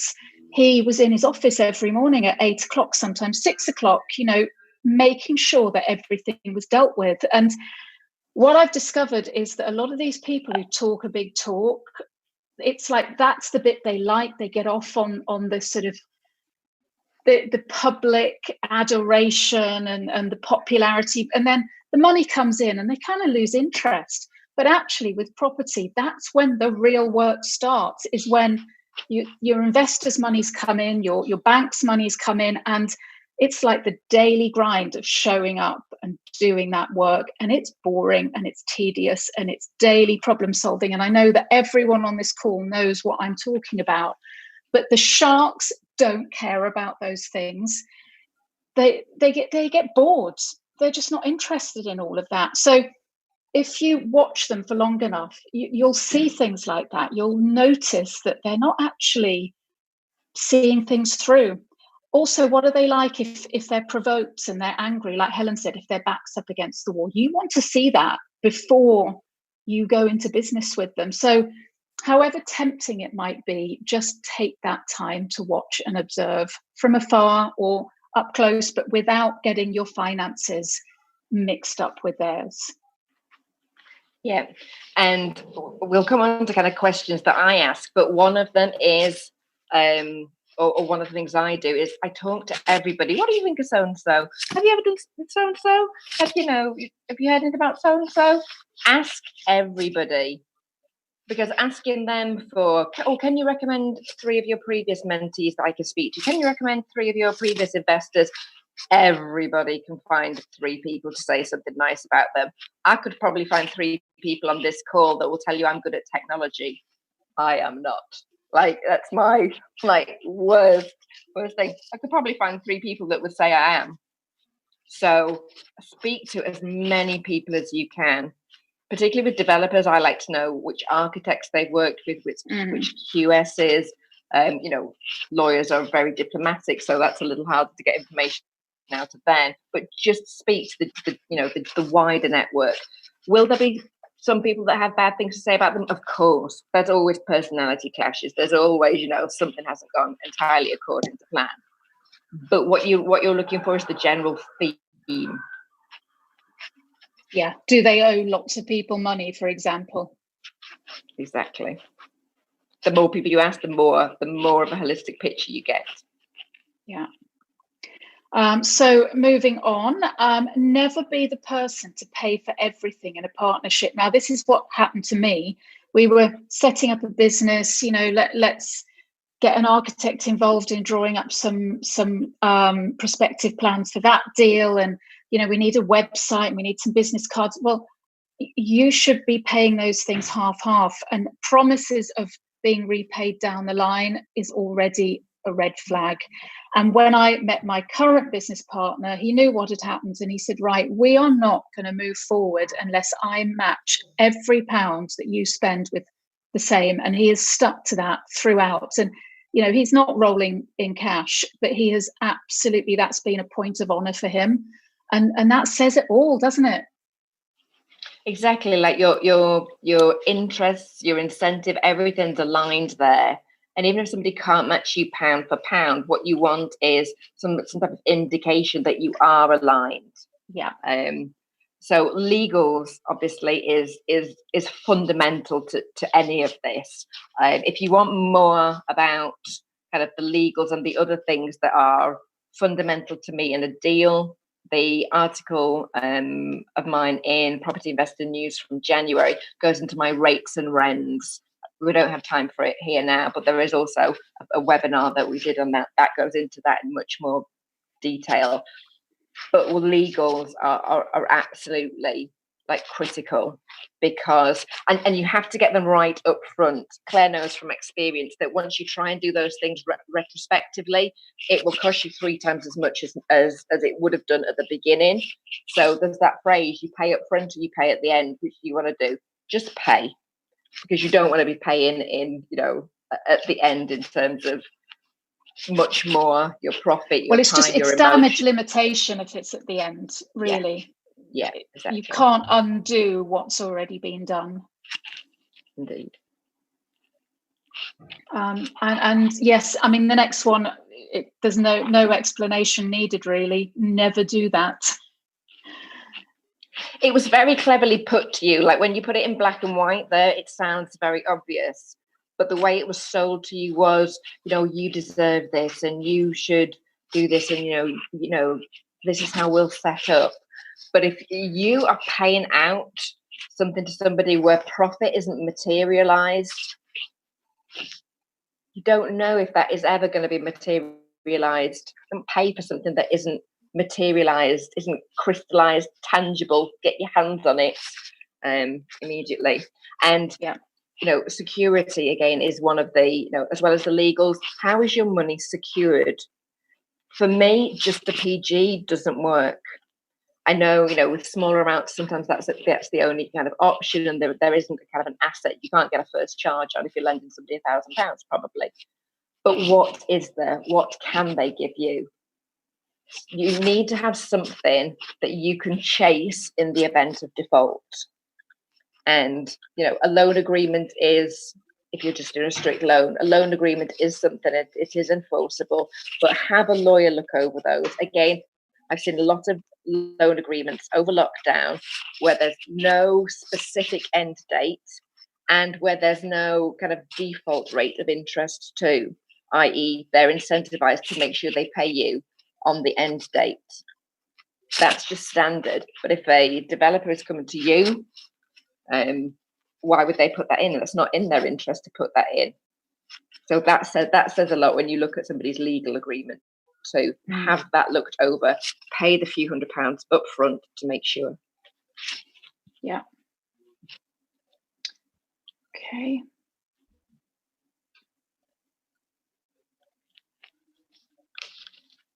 So I'm going to give you kind of an example of the type of questions that I ask. And we've mentioned some of the stuff already, particularly around, as Claire said, I like to put people under pressure, in a nice way. When I kind of meet them and I'm talking to them about developing or investing with them, because you need to see how somebody handles those awkward questions. How much transparency will they give you? Will they give you a straight and honest answer? Will they dodge the question? Will they change the subject? That says an awful lot about how they're going to behave, like further down the line. It really does. You don't want to make things awkward, but there's going to be awkward parts. It's property. Things go wrong. There's going to be awkward moments in property. How will they handle them then? So again, it's in my rates and rents, but the W is worst case scenario. Will they tell you? And I would ask, can I lose? I mean, I wouldn't do a deal like that, but can I lose all my money in this deal? And preferably they say no, but they need to justify why. If they say, oh, no, of course you can't. But really, can you push that point? Because people will tell you you can't when actually you can, particularly if the legals and the security aren't set up right. So what is my worst case scenario? I've looked at worst case scenarios where if we hadn't been able to sell what we've been developing, I'd have had to put money in while we rented them out because we wouldn't have been able to refinance all the money out. I need to know that up front such that if we get to that scenario, I have to have that in the bank to be able to put in the deal to make sure the deal that we all don't lose our money. You need to tell me that up front. So that's a really important question. And as I say, kind of things that put them under pressure, like what's your worst disaster? Which deal do you wish you'd never done? And go there with, have you ever not paid back an investor? Do you have any unhappy investors? Why are they unhappy? People aren't going to like these questions, but it's your money on the line at the end of the day, whether you're an investor or whether you're a JV partner. There's also your reputation on the line as well, about being associated. It's why I'm extraordinarily selective with who I invest with. Transparency, we kind of hinted at there, but will they kind of give you transparency on their credit report and their assets and liability statement? One of my highly preferred investors, the first developers, the first thing he did, we set up a Dropbox. There's his passport, there's his credit report, there's his asset and liability statement. We had full transparency. They gave the same for him. And certainly if you're an investor, that's what you need to be looking for your whoever's putting the cash in for you. You'd be very sure and ask these questions. Equally apply to developers and property investors as private investors. You'd be really careful whose money you take. And Claire and I, we did a talk and we mentioned that in one of the YouTube videos about investor relations. I want my money to be treated like it's your grandma's, and Claire says the Russian mafia. But be very careful whose money you take and what that represents to somebody. You don't want an overly emotional investor, because that is a headache that you just don't want. I've seen it. I've seen it and the stress it causes. Something I do, and it's not a question necessarily, but it gets interesting responses. I like to personality profile people, particularly what's their wealth dynamics profile, because then you get to know, like Claire said in Claire's example, are they a star that just wants the attention and wants the social media and wants the kudos and are great at selling the story, excellent salespeople, but who then in the team is the supporter, who is the trader, who is the mechanic and the law, like looking at this stuff and making sure this stuff gets delivered. And actually I've just taken a step further, and we're going slightly woo-woo there. I've just started getting numerology readings on any potential business partners, because not only are you aligned in terms of your values, but are you aligned kind of on that level as well. And that's ultimate due diligence, isn't it? So that's kind of a taster of stuff. But I say, like I say, check out the rates and rents as well for other questions and other things that I like to look for in the deal specifically. Can I move on, Helen? Yeah. We are at the end, which hopefully is in good time, Amy. That's amazing time. Thank you so much, ladies. I feel so much safer to get back in that water again now. So can we just go through our contact details? Is that all right? Absolutely. Because just following on from that, Helen has just launched her new website. And actually, Helen, is it .com or .co.uk, your website? It's .com, yeah. It is correct. So one of the things she wants to do is put on lots of resources there, which so often people contact her, and there's a lot of resources that she directs them to. So they're now all collated on her website. So that's a really good place to look if you're interested in taking any of this further. And you can now also book strategy sessions with Helen, whether you're a developer or an investor, because she sort of understands it from both sides. Do you want to say a bit more about that, Helen? Yeah, so I do kind of some one-to-one kind of consultancy and strategy sessions. I don't do mentoring, but I'm happy to do kind of consultancy. And I'll do that with developers, because I might want to know about investor relations. They might want to know how to present, literally how to present to an investor, or I can help with the brochure, how to set out your how to get your kind of key message across to investors as well. And equally, I speak to other fellow investors who are looking to place money. I can't give advice. I'm not FCA registered anymore like I was when I was in banking, but I can certainly tell you what I look for in a deal and whether something looks good to me or not. And also happy to kind of discuss projects I'm looking at too.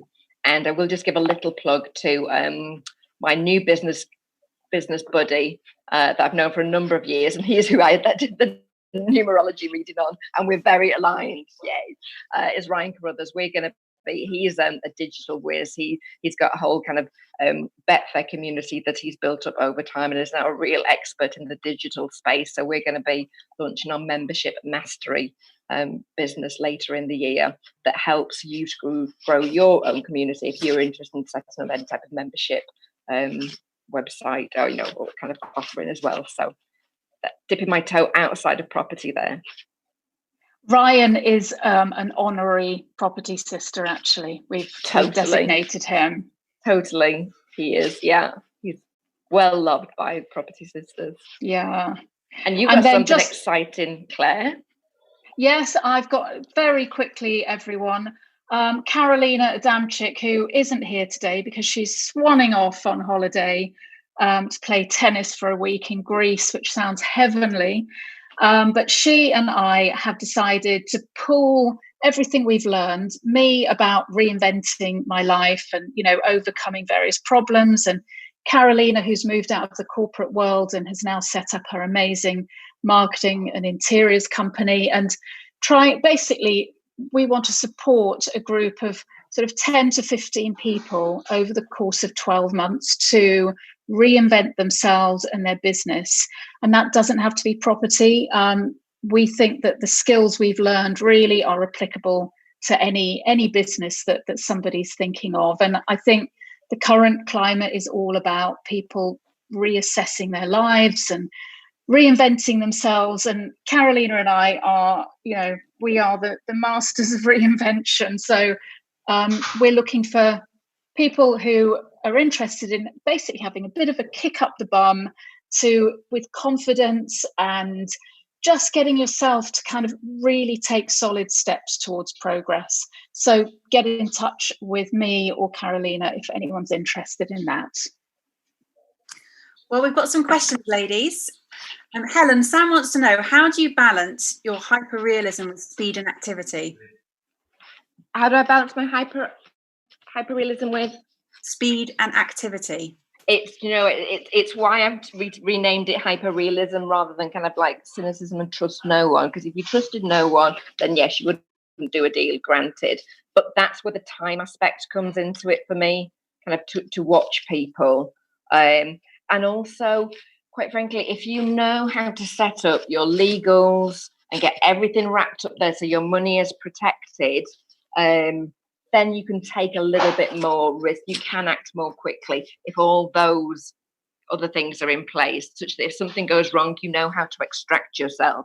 Again, it's one of the E's in rates and rents. What's the exit? And the exit isn't just on the project, it's in terms of my money, you know, however that goes in, and how you put the money in is very important too. It is a balance, true. Another question that Sam's raised is that, do you recommend people to do NLP courses to understand better? And if so, are there any courses that you recommend? That's why I did NLP, to be entirely honest. I'm like, if I'm going to be manipulated, I want to know how they're going to do it. I want to know what the strategies are. When they say this, I know there's something coming. That's why I did it. I did my training with ITS, Ian McDermott. There's another good guy that operates and that does some, I think he's done some stuff for some, I think he might have been presented at a Brendan Quinn event once, called David Shepherd. He's very good. I'm sure there are lots of good people out there. But again, I think that training world is a little bit sharky, like property training can be. So again, be very careful and do your due diligence on any training you look at. In NLP too. If you want to get started, just read this book. It's The Introduction to NLP by one of the co-founder of NLP, and it's absolutely fantastic, by Richard Bandler. Really good book to have a look at if you just want to get a good understanding of NLP. And other questions, Yogesh just wants to say thank you both very much. He's been looking at the tips that you've been sharing, and he's totally now recognizing the clues that he should have spotted, and he has had himself burnt. He wants to know any tips on finding a solicitor to draft documents well. Yeah, ask for recommendations. You know, that's kind of the beauty. Though we've got a number of fabulous solicitors. Bushra is in the property solicitors community. There's a number of ladies. I mean, she kind of specializes, I think, in auction packs, but I think can do wider things. But ask people, ask for recommendations, and even if they say, "Oh, this," make sure that they've done something that's relevant to what you're. Some solicitors are very good at some things and not so good at other things. So make sure, you know, it's like an architect. Make sure you get them it's appropriate for the project that you're doing. Charlotte's asking, would you still invest with someone if they were upfront and honest about past losses, or is it still a big enough red flag to walk away? It's property. Most people have had losses. If you never invested with somebody who has had a loss, you wouldn't invest with anybody at all. So the loss itself isn't a red flag. It's how it happened. Do they understand why it happened? What would they do differently? What would they learn from it? And if there was investors' money, how did they deal with the investors? I spoke to some guys a while ago, very, very upfront about a very big loss they'd had, but they made the investors whole. They didn't have to, but they did. And actually, that was like, wow, that was kind of above and beyond. Absolutely, it helped them because it saved their reputation. They didn't have a whole host of kind of unhappy investors moaning about them. But that says an awful lot. Like, if somebody's going to go to those lengths to look after an investor, I like the sound of that. So the loss in itself isn't a deal breaker. No, it's yeah. I think that also answers Sam's question. She was asking what level of kinks do you see as acceptable versus not acceptable? What level of kinks? I think it was more a case of where you said that, chink. Yeah. Like, chinks in the armour. Yeah. It's very difficult to say on the presentation. Gosh, which presentation was it? I'll try and remember and I'll share it in the group. But you can have lots of ticks, but if one cross outweighs all those 10 ticks, it's almost like this is where we're going to get into, we go to the next level. This is like risk weighted. And do I have a spreadsheet for this? No, I don't, because it's intuitive to me now. But some things matter more than others. Like experience, that's a tick for me. But would I invest with somebody inexperienced? Yeah, if my legals and my security and the time frame and everything like that is appropriate, then experience doesn't matter so much in that context. So yeah, you get into risk-weighted conversations there. Brilliant. And Claire, if you want to unshare your screen now, we can move straight into the wins of the month. I'm asking people to put their hands up in the participants button, and then we've got Louise has got one already. So let me just unmute Louise. Louise, it's all you. Thanks, Amy, and just want to say hi to everyone. It's my first time here, invited by Amy, and I know Helen as well, and my big friend Michelle Bryant as well. So thank you for inviting me along. My win this week is I've just published my first book called SaaS Superstars, which is on Amazon now. Paperback's out on the 11th of September, and we're on pre-order on Kindle now for just 99p. If anyone is interested in SaaS or wants to grab a copy of that. And thanks to you, Claire. I think you shared that this week as well in Insta. Yes. So thank you very much to everyone for your support. So that's my win for the week. A year in the making, and I'm very relieved to have it out there. Thank you. Well done, Louise. Well done, Louise. And there's somebody else who features in that book, Michelle. Absolutely. Michelle's in the book. Chapter 1, in fact. Michelle, would you like to share? Yes, hi. I'm so grateful to have Louise on the call today. She's going to become a property sister in the very, very near future, I believe. So very exciting. And again, I've loved working with you, Louise. It was a great privilege to be in your first book. And I look forward to your next book. Thank you. And there will be more. Many more. Thanks, Michelle. Do we have any more wins, ladies? I'm sure we have. We've had a whole month. Come on. Let me know if you've got a win. Claire Norwood's got one. I've kind of already said it, haven't I? We have got 18 out of 21 apartments reserved within 6 months, and that's covering the whole lockdown period and the site being closed for 6 weeks. So that's 85% of the exit dealt with, and the completion started to happen this last week. So oh my God, all those sleepless nights are starting to recede in my memory.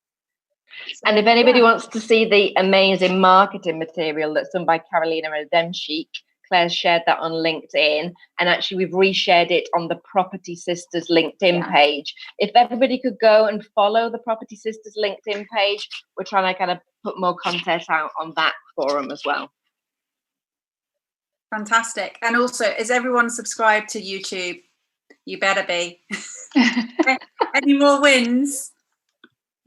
Oh, Alexandra, do you want to let me just unmute you? There we go. Hi, good morning. It's good to see you all. I've missed our weekly catch-ups.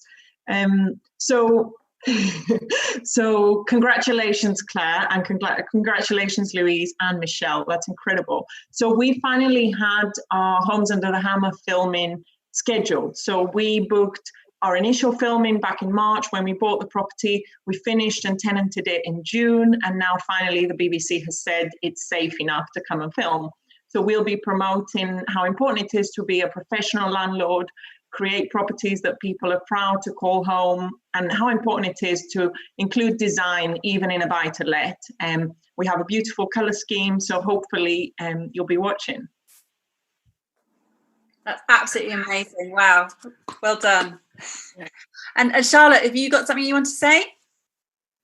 I'm actually very jealous that you're on Homes Under the Hammer. That's one of my staple TV programs. Not on such a massive scale, but we've just finished our first buy-to-let and had it photographed yesterday, which is the first big milestone for us. So we're going out scouting for new locations today, and hopefully we'll get a new one in the pipeline. Yeah. Well done, and welcome to Property Sisters. Any more? Yes, Dorothy? Sorry. Hello. My win is something Helen picked up this morning, so thank you very much, Helen. I didn't even think in that category. We had a property with my business partner, Chris Jones, which we had loads of problems finishing because of the lockdown, and our builders walked out from the site. That property has been finished, and Richard Bowser of the Property Investor News actually did an article on us, and it's in September issue.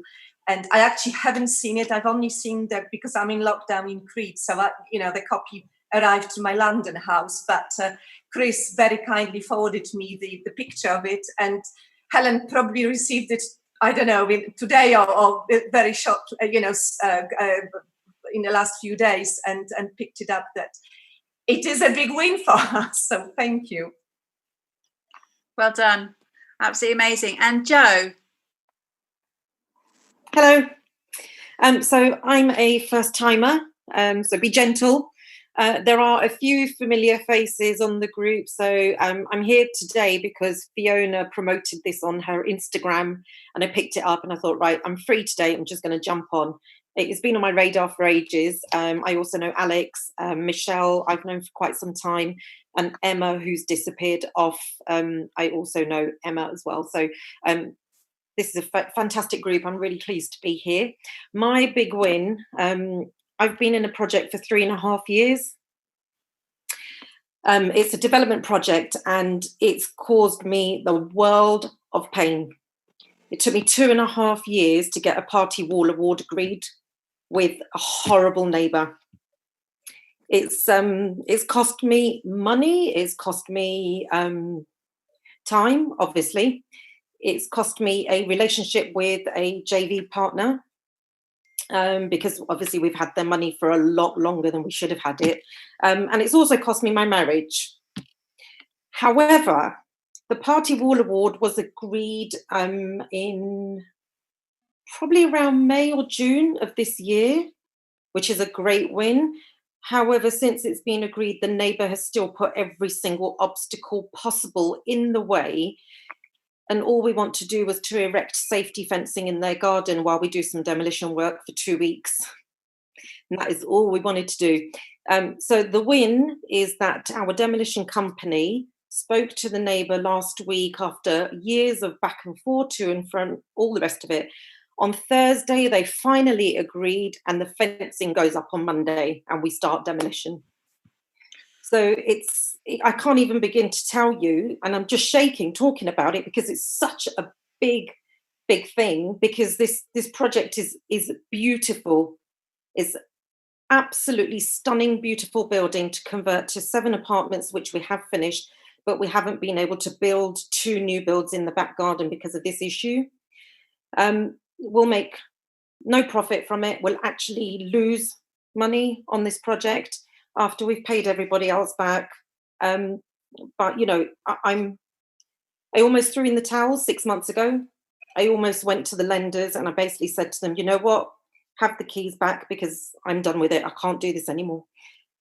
But one thing I'm not, and Fiona knows this about me, is I am not a fucking quitter. And we will be finishing the project we've got about 3 to 4 months now to build the 2 houses, get it done. We've managed to work with the peer-to-peer lender. We've also had to get a rescue lender involved. We've managed to agree everything with them, and we have now secured a sale with a fund who's going to buy the whole thing, and they've agreed. So is this part of it recorded? Yes, it is. Okay, so I won't say too much, but the entire site is going to be leased on a 25-year lease to house young adults with learning difficulties. So, you know, the whole cycle for what it was supposed to be and where it's ending up, it's got a real good feel-good factor. But the neighbour basically, sorry, I'm going on a bit, but it's therapeutic. The neighbour got wind of the fact that this is what was going to be happening. The neighbour's a nurse, and she basically stood there with my business partner, who's the ex-husband. He's still my business partner on this project, and she stood there and talked at him for an hour and basically said, oh, you're going to be housing these type of people. And I don't want to be the sort of person who's bitchy, and I'm going to be all, you know, but calm as a bitch. Well, Jo, your perseverance has certainly paid off, and well done you. Absolutely. It isn't easy property, that we all go through these difficult. I've had a nightmare project, but I'm finally finishing it myself this month. It's taken 2 years and it's almost finished. So that's my little win. We've got one more win before we wrap up today. Thank Louise. you.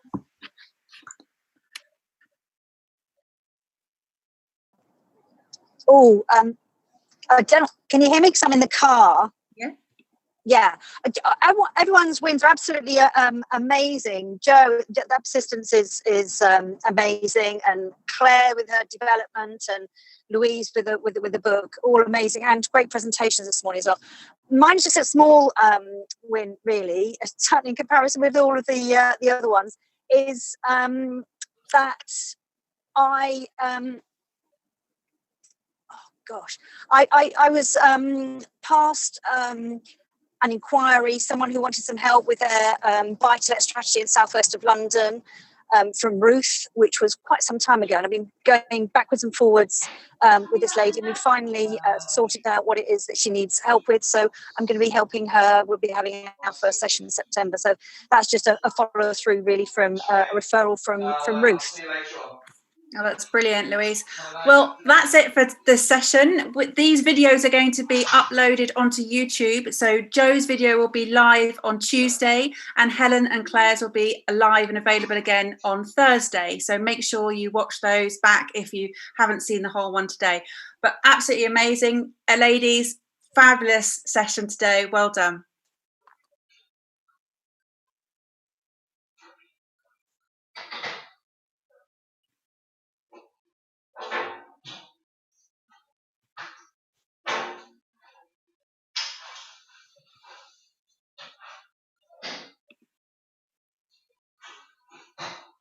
We're done.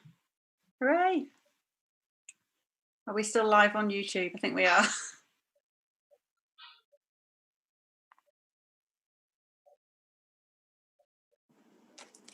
Have a great weekend, ladies.